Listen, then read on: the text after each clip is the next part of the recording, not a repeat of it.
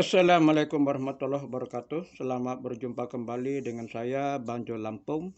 Di sini kalau kita merujuk kepada Al-Qur'an, yaitu apa namanya? Walau anna ahlal qura amanu wattaqau lafatahna alaihim barakatim minas sama walakin kazzabu fa'akhadhatuhum bima kanu yakzibun. Yang lebih kurang artinya begini. Kalau sekiranya penduduk suatu negeri, penduduk Indonesia, penduduk suatu desa, penduduk suatu kota beriman dan bertakwa. Ini ya, beriman dan bertakwa. Nggak cukup beriman saja, harus bertakwa. Ya, jadi iman itu ibaratnya telanjang, pakainya adalah takwa. Niscaya Allah akan menurunkan berkah dari bumi dan dari langit.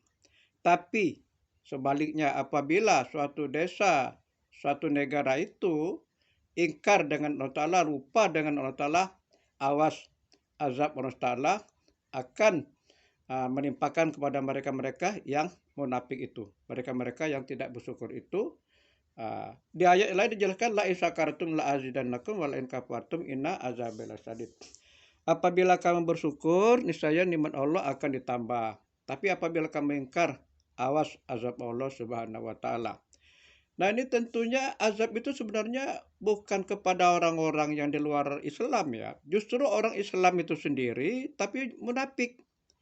Dia masuk Islam ketika bersyahadat, dia di penghulu, tapi kadang-kadang dia nggak sholat, nggak puasa, nggak bayar zakat. Ini orang-orang munafik itu sebenarnya, maka diperingatkan oleh Allah Ta'ala, yaitu dengan tentara-tentara Allah Ta'ala, dikirim oleh Ta'ala tentara-tentara Allah Ta'ala, yaitu sebagai peringatan untuk orang-orang yang munafik tadi, yaitu mengakui KTP-nya Islam, syahadatnya Islam, rumah tangga Islam, tapi dia tidak melaksanakan sholat 5 waktu, puasa, kemudian lagi zakat dan sebagainya. Nah, ini yang diperingatkan oleh Allah Ta'ala kalau kita berangkat dari Al-Quran tadi.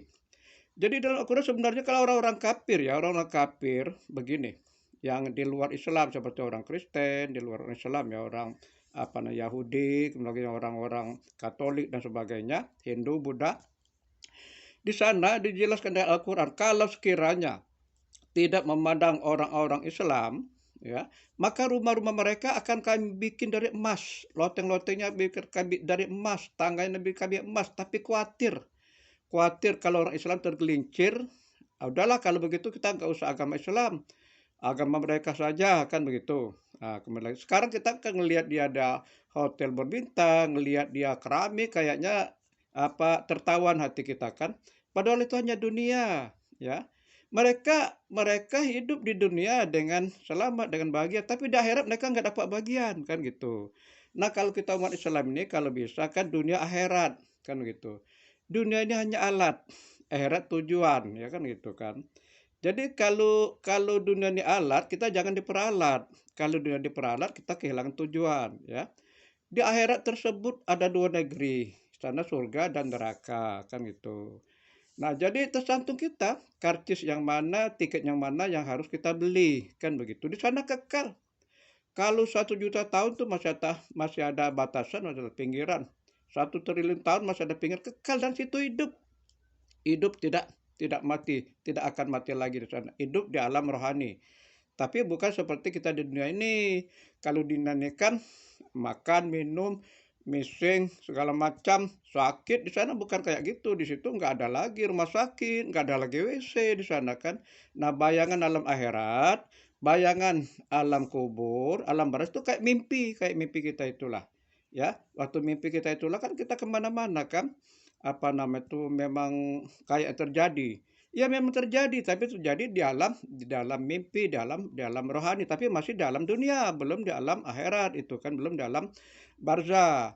Makanya kita masih bertemu antara ruh dengan nyawa, antara ruh dengan jasad kita masih bertemu. Yang tinggalkan nyawa waktu itu, napas dengan jasad kita. Kalau ruh kan keluar kemana-mana. Sebab begini, kalau ruh nggak keluar, kita nggak bisa istirahat kan gitu.